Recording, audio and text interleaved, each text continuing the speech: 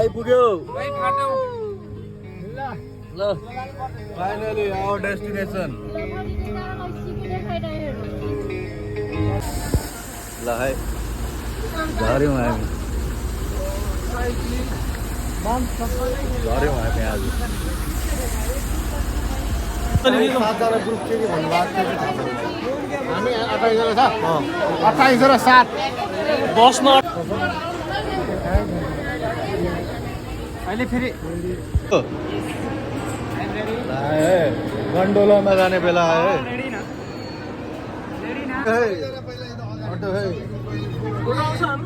अब हामी चाहिँ छिर्यौँ गन्डोलामा यसलाई गन्डोला भन्छ त मामा यसलाई के भन्छ गन्डोला भन्ने ठाउँमा गन्डोला